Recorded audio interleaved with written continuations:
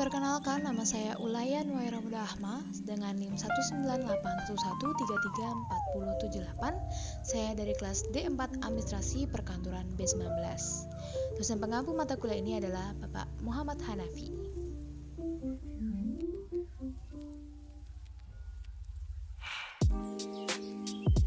Pada hari ini saya akan menganalisis etika bisnis di PT Nutrisari Indonesia.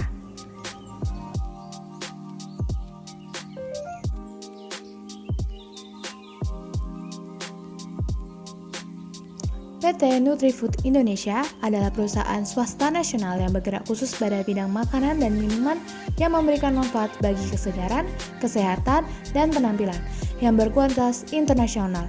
Perusahaan ini berdiri pada tanggal 2 Februari 1979 di Semarang dan dimiliki oleh Bapak Hari Budianto Darmawan.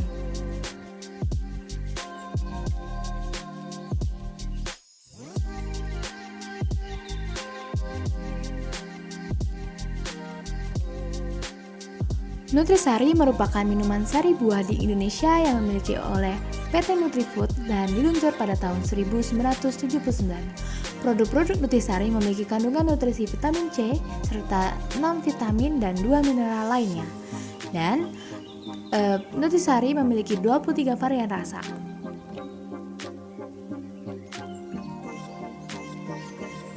Yang pertama, menganalisis kewajiban perusahaan dan karyawan. Yang pertama, kewajiban perusahaan. Pertama, memberikan pelatihan.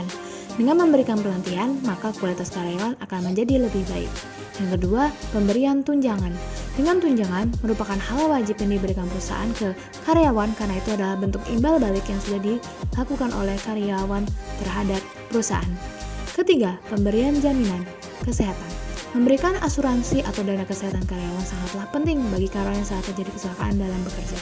Keempat, memberikan fasilitas K3 di dalam perusahaan. Hal ini juga sangat penting untuk karyawan agar tetap merasa aman dan terhindar dari kecelakaan kerja. Kemudian, kewajiban karyawan. Pertama, menjaga rahasia perusahaan. Kedua, berpakaian rapi dan bersih. Ketiga, menjaga sarana dan prasarana. Empat, mematuhi protokol kerja seperti SOP dalam perusahaan. Kelima, mematuhi peraturan K3 dalam perusahaan.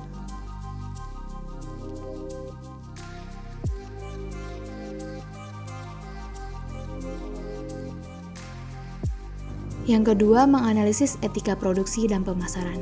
Sesuai dengan etika bisnis perusahaan, harus menyediakan produk yang memiliki kualitas yang baik, maka karyawan harus juga menggunakan alat yang bersih dan terjamin kualitasnya, kebersihannya. Maka yang harus disiapkan adalah 1. Sebelum masuk ke dalam perusahaan, mencuci tangan dan memakai APD. Kedua, bekerja sesuai keahliannya. Ketiga, melakukan pengecekan terhadap mesin. Keempat, membuat laporan per hari.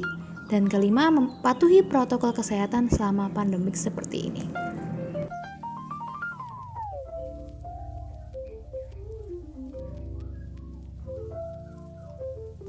Kemudian untuk tahap pemasaran perusahaan, pertama melakukan kegiatan promosi seperti berbentuk advertisement atau memberi voucher. Kedua, menggunakan brand ambassador saat menyampaikan produk. Menurut kami dengan menggunakan brand ambassador itu sangat efektif karena sebagai seorang ambassador pasti dia memiliki citra dan itu sangat bagus. Kemudian 3, melakukan kegiatan ekspor. Kegiatan ekspor ini untuk agar perusahaan lebih terkenal di luar dan produksinya juga terkenal.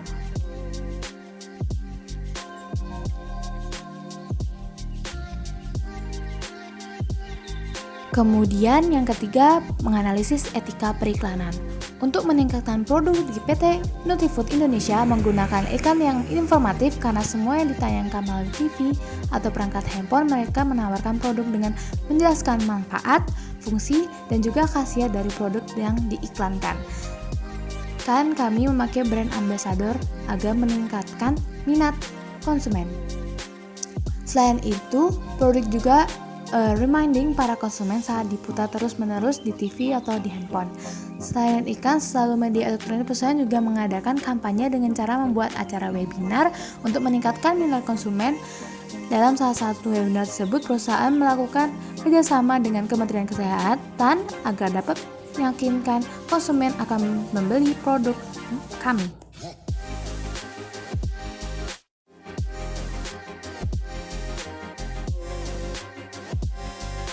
Yang keempat, etika lingkungan hidup. Yang pertama ada program Nutri-Cycle, merupakan gerakan edukasi mengenai pentingnya gaya hidup sehat dan keamanan pangan yang dilakukan dengan cara menyenangkan. Program ini ditunjuk pada komunitas sekolah dasar, yakni murid, guru, pedagang kantin, hingga orang tua.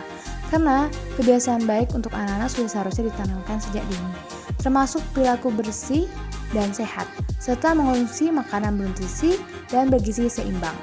Kedua ada program Dropbox Bekerja. Kegiatan ini adalah bentuk kerjasama dengan PT Hero Supermarket Terbuka dan Nutrifood dan Garnier, berkolaborasi untuk membantu mengurangi jumlah sampah kemasan dengan meluncurkan program Dropbox Sampah Kemasan.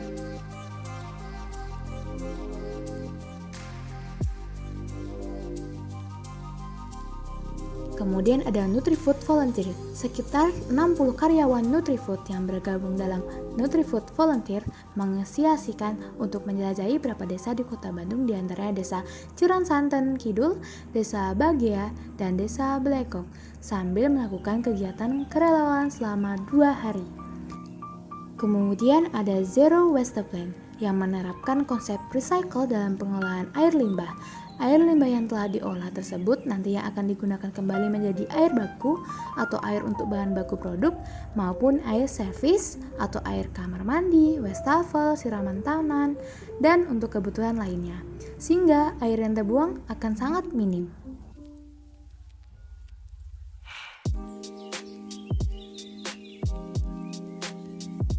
Kemudian yang terakhir ada tanggung jawab sosial perusahaan. Yang pertama adalah program Healthy Again Award 2015. Sesuai dengan visi Inspiring a Nutrition Life, Nutrisifood berinisiatif untuk melakukan program generator atau gerakan sehat seru di kantor. Karyawan kantor Nutrifood sudah mulai menjalani gaya hidup sehat melalui program ini. Nutrifood juga menyadarkan virus hidup sehat ke kantor lain-lainnya. Yang kedua, pemberian pelatihan. Pelatihan ini diberikan kepada karyawan PT Nutrifood Indonesia dan para mitra bisnis. Pelatihan di situ ada 2 bentuk, yaitu leadership dan manajemen bisnis. Yang ketiga ada Dolan atau Family Day. Nutrifood memfasilitasi karyawan untuk berkreasi sama keluarga sekaligus untuk saling mengenal anggota keluarga karyawan lainnya agar makin harmonis dan mampu berkarya dengan lebih baik. Baik, itu analisis dari saya. Terima kasih. Wassalamualaikum warahmatullahi wabarakatuh.